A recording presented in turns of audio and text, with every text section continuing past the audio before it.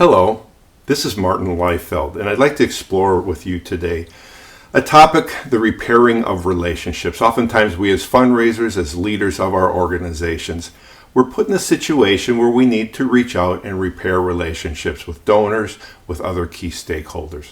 Now, it's a part of our responsibility as fundraisers, as leaders, to steward relationships, the relationships of our organization, to do this on behalf of our organization, and of course to do this with the utmost respect and to be successful.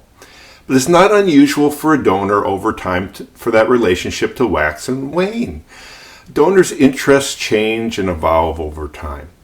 How they direct their funds change, not just the charities, philanthropies, organizations like our own, but within the business demands and the family demands of their lives.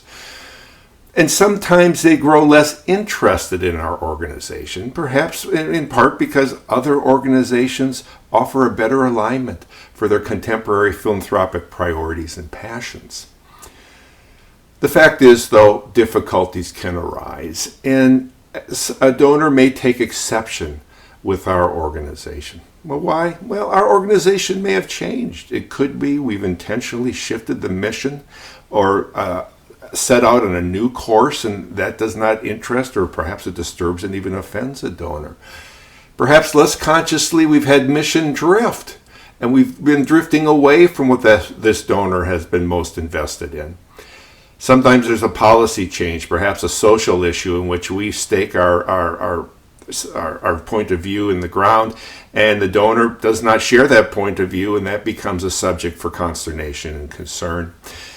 Sometimes our leadership changes, or our current leadership, makes the donor unhappy. Perhaps our organization has embarrassed the donor.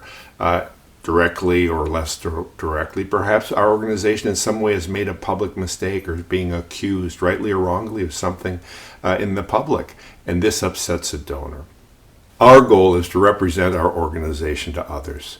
Whether we're staff and we're paid, or we're volunteers and we're committed as volunteers to our organization, we are to explain the organization's point of view to someone who is unhappy or is concerned with the organization.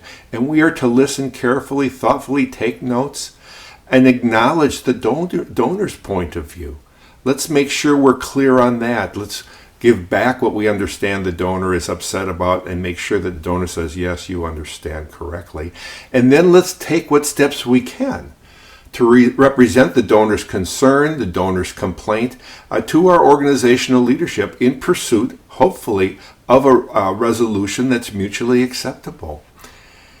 Now, unfortunately, we can't always come to a happy ending. Such tensions, as unfortunate as they are, do happen. This happens in all forms of relationships, does it not?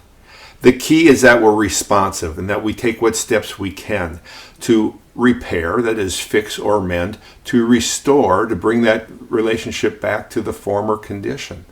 Sometimes using intermediaries can be helpful for our organization.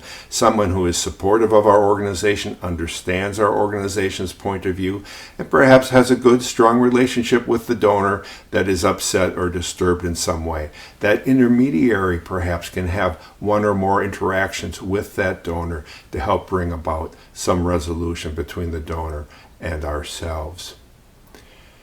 Regardless, we need to have a long view.